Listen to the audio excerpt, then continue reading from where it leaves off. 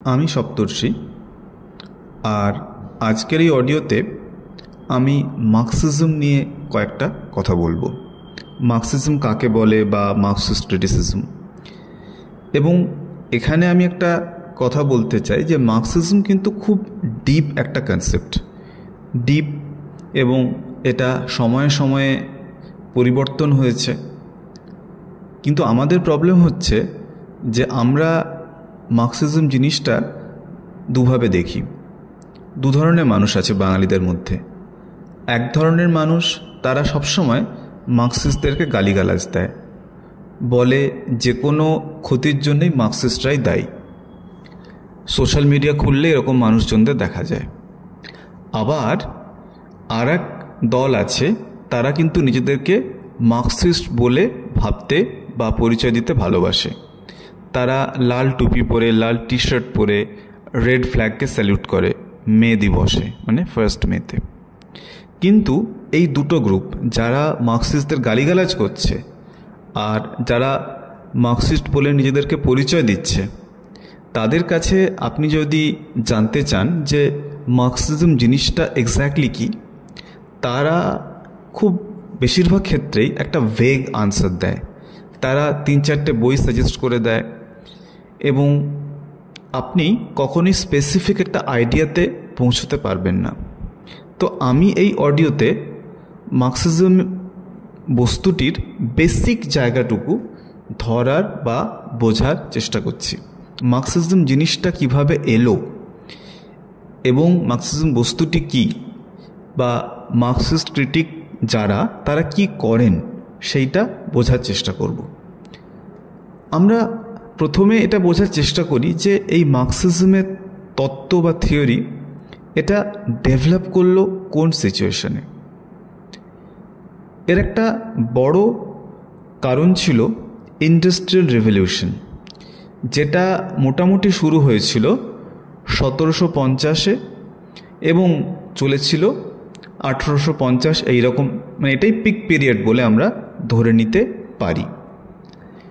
শুরুটা ইউরোপের বিভিন্ন দেশেই হয়েছিল। ইংল্যান্ডের যে ম্যানচেস্টার, সেখানে খুব বেশি করে এটার ইনফ্লুয়েন্স দেখা যায়। ইন্ডাস্ট্রিয়াল রেভলিউশন জিনিসটা কি? শিল্প বিপ্লব, আমরা হিস্ট্রি বইয়ে পড়েছি। শিল্প বিপ্লব মানে সায়েন্সের কিছু ডেভেলপমেন্ট হওয়ার সঙ্গে সঙ্গে কিছু সুবিধে তো পাওয়া যায়, সেই সুবিধেগুলোকে কাজে লাগিয়ে যখন শিল্প বা ব্যবসার উন্নতি করা হলো, সেটাকেই বলা হয় শিল্প বিপ্লব। মানে আমরা ধরে নিতে পারি একটা সময় ছিল প্রোডাকশন, যেটা হতো খুব স্মল স্কেলে, মানে কুটির শিল্প, সেভাবে হতো, গ্রামে হতো, এইরকমভাবে জিনিসটা এগোতো। কিন্তু আস্তে আস্তে যখন ইউরোপের মানুষজন কোল আর আয়রন, কয়লা আর আয়রন, এই দুটোর ব্যবহার শিখলো, ইলেকট্রিসিটির ব্যবহার শিখলো, এই ব্যাপারটাই কিন্তু ইন্ডাস্ট্রিয়াল রেভলিউশনকে এনে দিল। দেখা গেল আগে একটা কাজ করতে যে সময় লাগছিল, সেটা কিন্তু অনেক অল্প সময়ে করে ফেলা যাচ্ছে। মানে ওই হ্যান্ডমেডের ব্যাপারটা চলে গেল, তার জায়গায় চলে এলো মেশিন মেড। আগে মানুষ একটা ফ্যামিলির 3-4 জন বসে যে কাজটা করত, এখন সেটা ফ্যাক্টরিতে শিফট করে গেল, প্রচুর পরিমাণে প্রোডাকশন হবে, একসাথে হবে। এই ব্যাপারটাই হলো ইন্ডাস্ট্রিয়াল রেভলিউশন বা শিল্প বিপ্লব। শুরুটা হয়েছিল মোটামুটি 1750 থেকে, এবং চলল প্রায় 100 বছর ধরে। একদিনই তো ডেভেলপমেন্টগুলো হয় না, আস্তে আস্তে হয়। তো এই ইন্ডাস্ট্রিয়াল রেভলিউশনের অনেকগুলো কিন্তু দিক ছিল, ভালো দিকও ছিল, খারাপ দিকও ছিল। ভালো দিক অবশ্যই, ইট মাল্টিপ্লাইড দ্য প্রোডাকশন। যে পরিমাণে প্রোডাকশন হতো, তার থেকে প্রোডাকশনের পরিমাণটা অনেক পরিমাণে বেড়ে গেল। এক্সাম্পল হিসেবে ধরতে পারি যে আগে একটা শার্ট তৈরি করতে যেখানে 3 দিন লাগতো, এখন একদিনে 30টা শার্ট তৈরি করা যাচ্ছে। এটা একটা এক্সাম্পল হিসেবে জিনিসটাকে ইলাস্ট্রেট করার জন্য বললাম। সুতরাং প্রোডাকশনের পরিমাণটা দুম করে অনেকটা বেড়ে গেল। 1, 2 হচ্ছে আগে ছিল এগ্রিকালচার বেসড ইকোনমি, মানে মানুষ মূলতভাবে কৃষিকাজের উপর নির্ভরশীল ছিল। তখনও মানুষ বই পড়তো, বই ছাপা হতো, জামা কাপড় তৈরি হতো, কিন্তু সেটা এতটা ম্যাসিভ আকারে হতো না। মানুষ সাস্টেন করার জন্য চাষবাসের উপরে নির্ভর করে থাকতো। কিন্তু এই যে 100 বছর ধরে আস্তে আস্তে চেঞ্জগুলো হতে থাকলো, সেটা কিন্তু সমাজের যে ডেমোগ্রাফি কথাটির অর্থ হলো যে একটা সোসাইটিতে ছেলে মেয়ের সংখ্যা কত, তাদের প্রফেশন কি, এই ব্যাপারটা।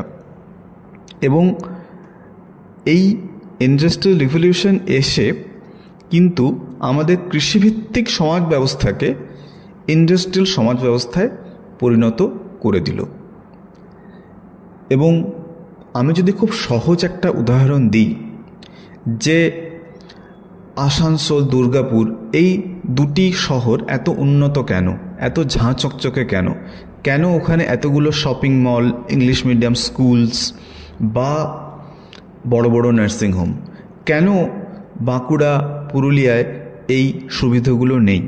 উত্তর একটাই, ওরা ইন্ডাস্ট্রিয়াল টাউনস, ওখানে কোল বা কয়লার যোগান আছে এবং ওখানে ইন্ডাস্ট্রি ডেভেলপ করেছে, ফলত বেশি মানুষ ওখানে উপস্থিত হয়েছে, তাদের ক্রয় ক্ষমতা বেশি, এবং তাদের ক্রয় ক্ষমতা বেশি বলেই ওই শপিং মলগুলো এস্টাবলিশড হয়েছে, বা ইংলিশ মিডিয়াম স্কুলসগুলো এস্টাবলিশড হয়েছে, বা বড় বড় রেস্তোরাঁ এসেছে, বড় বড় সিনেমা হল, আইনক্স, বায়োস্কোপ, এরা তাদের ব্রাঞ্চগুলো খুলেছে। সেটা কিন্তু বাঁকুড়া, পুরুলিয়া, বিষ্ণুপুর এ সমস্ত জায়গায় হয়নি, কারণ এখানে ইন্ডাস্ট্রি গ্রোথ হওয়ার যে সমস্ত ফেভারেবল ফ্যাক্টরস সেগুলো নেই। তা যেটা চেঞ্জ হলো, সেই চেঞ্জটা হলো যে এগ্রিকালচার বেসড সোসাইটি থেকে আস্তে আস্তে ইউরোপ বা বেশি করে ইংল্যান্ড একটা ইন্ডাস্ট্রিয়াল সোসাইটিতে পরিণত হলো। এর পরে যেটা দেখা যাচ্ছে যে ডেমোগ্রাফির যে চেঞ্জ সেটা আরও বেশি স্পষ্ট হলো। ইংল্যান্ডের বিভিন্ন ভিলেজ ছেড়ে মানুষ কিন্তু লন্ডন, ম্যানচেস্টার এইরকম শহরগুলোর দিকে আসতে লাগলো, কারণ ফ্যাক্টরিজগুলো তো ওখানেই এস্টাবলিশড হয়েছে। তাহলে মানুষ মনে করছে যে ওখানে গেলে একটা বেটার লিভিং স্ট্যান্ডার্ড পাবো। এর ফলে যেটা হলো যে ফ্যাক্টরিগুলিতে লেবারের তো পাওয়া গেল, সেটা কি ভালো হলো? ভালো মনে হয় হলো না, কারণ শহরগুলো ওভারক্রাউডেড হয়ে গেল। এবং এই যে গ্রাম থেকে মানুষজন, যে জনগোষ্ঠীটা আসতে লাগলো, তাদের অ্যাকোমোডেট করার জায়গা মনে হয় এই শহরগুলোতে ছিল না। সুতরাং তারা সেই ঘুপচি ঘরে খুব ঠাসাঠাসি করে আনহেলদি অবস্থায় থাকতে লাগলো। স্যানিটেশনের যে ব্যবস্থা, মানে স্যানিটেশন বলতে আমি বলতে চাইছি যে যেখানে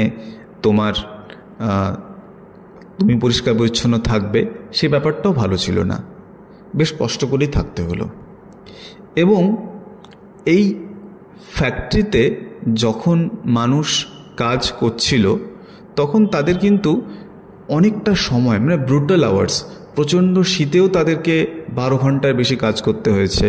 সানডে বলে কিছু ছিল না, লেবার লস বলে কিছু ছিল না যে একজন মানুষকে এর থেকে বেশি খাটানো যাবে না, এই ব্যাপারটা তো তখন কিছু ছিল না।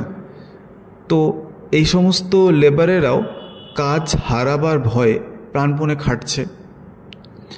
প্রফিট কারা পাচ্ছে?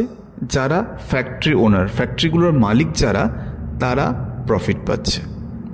সুতরাং ইন্ডাস্ট্রিয়াল রিভলিউশনের জন্য যেটা হলো, সমাজে কিন্তু ওয়েলথ বা টাকার একটা ইনইকুয়ালিটি বা অসাম্য দেখা দিল। মানে একটা সেকশনের হাতে প্রচুর টাকা, যাদের টাকা ছিল তারা টাকাটা বাড়িয়ে নিল, কিন্তু যে মানুষগুলো ভিলেজ থেকে বেটার লাইফ স্ট্যান্ডার্ডের আশায় এলো, তাদের কিন্তু বেশ চাপে পড়তে হলো। কারণ তারা তো ভেবেছিল লাইফ স্ট্যান্ডার্ড ভালো হবে, এত পরিশ্রম করতে হবে না, কিন্তু তারা দেখলো এ তো ফিল্ডে যেন পরিশ্রম করতাম অ্যাজ আ ফার্মার, তার থেকে অনেক বেশি পরিশ্রম করতে হচ্ছে, এবং ওখানে অ্যাটলিস্ট আমরা নিজেদেরকে এনজয় করতে পারতাম, একটা ভিলেজ পাবে গিয়ে বিয়ার খেতে পারতাম, আমি নিজের ফ্যামিলির সঙ্গে টাইম স্পেন্ড করতে পারতাম। এখানে তো ভালো করে থাকারই জায়গা নেই। এই যে লেবারার্স, তাদের কেউ অসুস্থ হলে বা তাদের কেউ মারা গেলে সেরকম পেনাল্টিরও ব্যাপার ছিল না, মানে তাদেরকে যে কম্পেনসেশন দেওয়া হবে সেই জিনিসটাও ছিল না। সুতরাং এই যে ইনইকুয়ালিটি, এইটা কিন্তু বাড়তে থাকলো, এবং এই শ্রমিকদের হাতেও কিছু করার নেই। এইটা যখন হতে থাকলো তখন কিন্তু আস্তে আস্তে মানুষ বলতে আমি কিছু ইন্টেলেকচুয়ালসদের কথা বলছি, যেমন অ্যাডাম স্মিথ, ডেভিড রিকার্ডো, এরা দুজনই ইংল্যান্ডের মানুষ, এবং হেগেল জার্মানির একজন ফিলোসফার। তারা কিন্তু এই ক্যাপিটালিজম বা পুঁজিবাদের আগেনস্টে একটার পর একটা বই লেখা শুরু করলেন, যে যাদের হাতে টাকা আছে তারা শোষণ করবে, এই সিস্টেমটার আগেনস্টে তারা লেখালেখি শুরু করলেন। মার্কসিজম তখনও আসেনি, কিন্তু ঠিক এই পটভূমি থেকে মার্কসিজমের সূচনা হলো। মানে মানুষ যে এক্সপ্লয়েটেড হচ্ছে সেই জিনিসটা এই Adam Smith, David Ricardo, Hegel এদের কথায় বারবার ধরা পড়তে লাগলো। আমরা হয়তো এতক্ষণে মার্কসিজম তৈরি হওয়ার যে কনটেক্সট সেটা বুঝতে পেরেছি। মার্কসিজম তৈরি হওয়ার সবচেয়ে বড় কারণ হচ্ছে ইনইকুয়ালিটি, ভেদাভেদ, আর্থিক ভেদাভেদ, এবং আর্থিক একটা ভীষণ ডিফারেন্স। এক দলের হাতে প্রচুর টাকা, অন্য দলের হাতে নেই।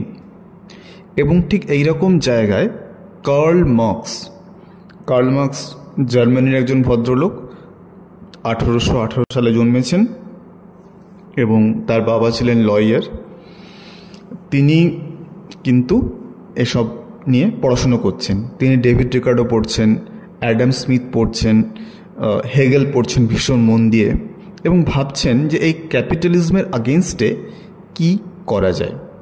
আমি কার্ল মার্কসের লড়াইটা একটু বলে নিয়ে তারপর বলবো যে মার্কসিজম জিনিসটাতে উনি কি বলতে চেয়েছেন এই থিওরিটাতে। তো কার্ল মার্কসের সমস্যা ছিল যে তিনি সাংবাদিকতা করতেন, এবং তিনি রেইন শি জাইটুং বলে একটা নিউজ পেপারে চাকরি করতেন, এবং সেইখানে গভর্নমেন্টের আগেনস্টে, এটা জার্মানিতে, এবং সেই গভর্নমেন্টের আগেনস্টে সাংঘাতিক সব আর্টিকেল লিখতেন, যে গভর্নমেন্ট যে এই ক্যাপিটালিস্ট পলিসিকে সাপোর্ট করছে সেটার আগেনস্টে লিখতেন। এবং গভর্নমেন্ট তার ওপর তো ভীষণ ফিউরিয়াস ছিল।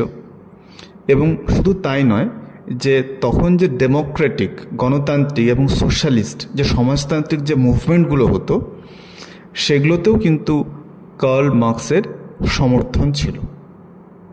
সুতরাং কার্ল মার্কস আস্তে আস্তে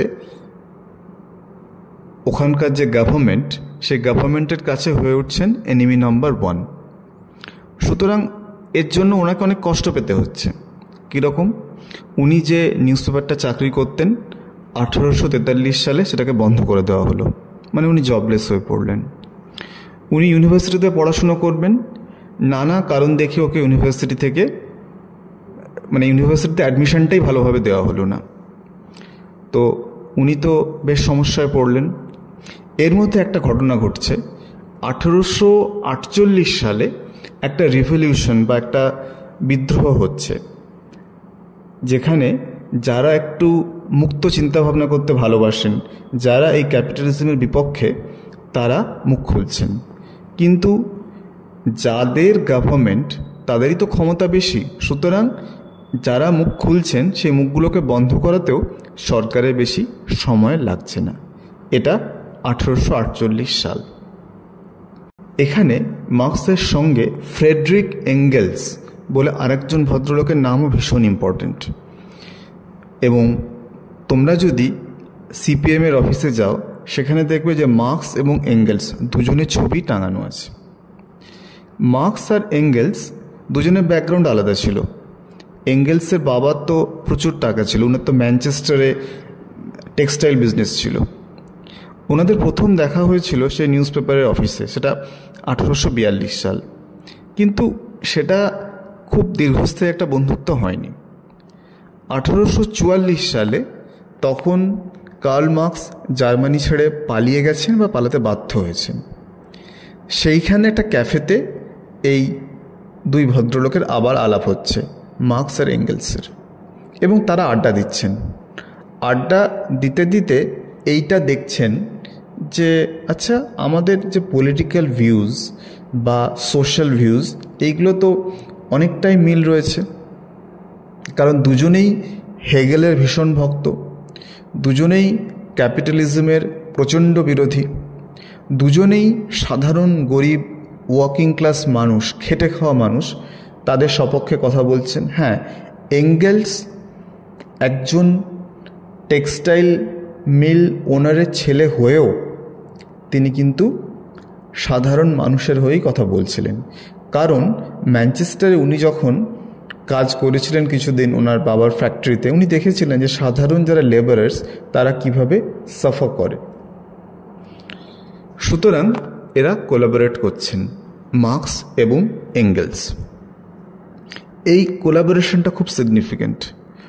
1798 সালে ওয়ার্ডসওয়ার্থ আর কোলরিচ এই দুজন কোলাবোরেট করেছিলেন এবং লিখেছিলেন লিরিক্যাল ব্যালাডস, যেটা রোম্যান্টিসিজম এই কনসেপ্টটার একটা দিক খুলে দিয়েছিল। যখন মার্কস আর এঙ্গেলস মিট করছেন তখন তার একটা বই লিখছেন, বই বলবো না, একটা প্যামফ্লেট, একটা পুস্তিকা যেটাকে বাংলায় বলে, পাতলা বই বার করছেন, নাম দিচ্ছেন দ্য কমিউনিস্ট ম্যানিফেস্টো। 1848 সাল। এই 1848 সালটাকেই আমরা ধরে নিতে পারি যে the beginning of Marxism. Karl Marx তার মনে যে বক্তব্য ছিল, যে পলিটিক্যাল আর ইকোনমিক থিওরিটা ছিল, সেটা তিনি এই ছোট্ট বইয়ে প্রকাশ করলেন এবং এখান থেকেই মার্কসিজমের সূচনা হলো। এবং এটা একটা এমন কনসেপ্ট যেটা ওভার দ্য ইয়ার্স থেকে যাবে, বদলাবে, চ্যালেঞ্জড হবে এবং এটা নিয়ে প্রচুর মানুষ তর্ক করবে। বলা হয় যে মার্কসিজম একটা এমন জিনিস বা একটা এমন থিওরি যে you can love it, you can hate it, but you cannot ignore it. এই কমিউনিস্ট ম্যানিফেস্টো হচ্ছে একটি সংস্থার যে মূল বক্তব্য বা যে কন্ডিশনসগুলো, সেগুলো যেখানে লেখা থাকে সেটাকে ম্যানিফেস্টো বলে।